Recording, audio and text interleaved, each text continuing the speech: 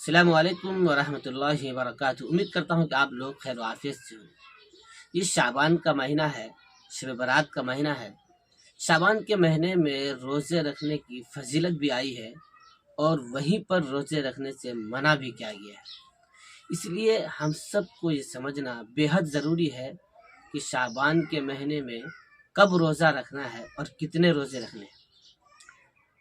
حضرت ابو ہریرہ رضی اللہ تعالیٰ عنہ سے روایت ہے، وہ فرماتے ہیں کہ رسول اللہ صلی اللہ علیہ وسلم نے فرمایا کہ شعبان کا جب آدھا مہینہ گزر جائے تو روزہ کو نہ رکھا جائے۔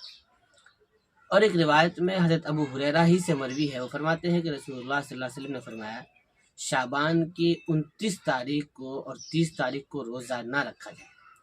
یہ دونوں حدیثیں اللہ کے رسول نے اپنی امت کی سہولت اور آسانی کے لیے پیش کی ہیں۔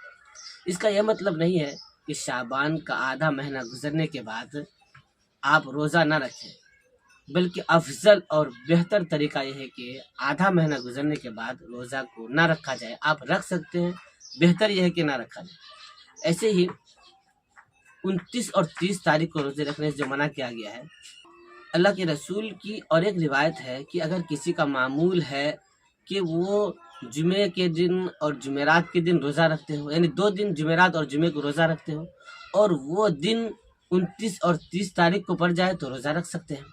تو یہ دونوں حدیثیں اللہ کے رسول نے سہولت کے لیے پیش کی ہیں۔ اب دیکھیے، حضرت علی رضی اللہ تعالیٰ عنہ کی روایت ہے کہ شب برات کی رات کو قیام کرے، یعنی اس دن رات میں عبادت کرے اور دن میں روزہ رکھے۔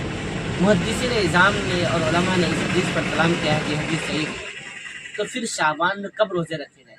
کہتے ہیں کہ شعبان میں ایام 20 کا روزہ رکھنا سب سے بہتر اور افضل طریقہ ہے۔ اس لیے اللہ کے رسول ایام 20 کا روزہ رکھتے تھے۔ آپ 13 تاریخ کو روزہ رکھیے، 14 کو رکھیے، 15 کو رکھیے، تو 15 شعبان بھی اس میں شامل ہو گیا، 15 کو آپ روزہ رکھیں۔ تو یہ سب سے بہتر طریقہ ہے کہ ایام 20 کا روزہ رکھا جائے۔ یہ آپ کے لیے، ہم سب کے لیے سب سے بہتر اور افضل طریقہ ہے۔ اللہ تعالی ہم سب کو شعبان میں ایام 20 کے روزے رکھنے کی توفیق عطا فرمائے۔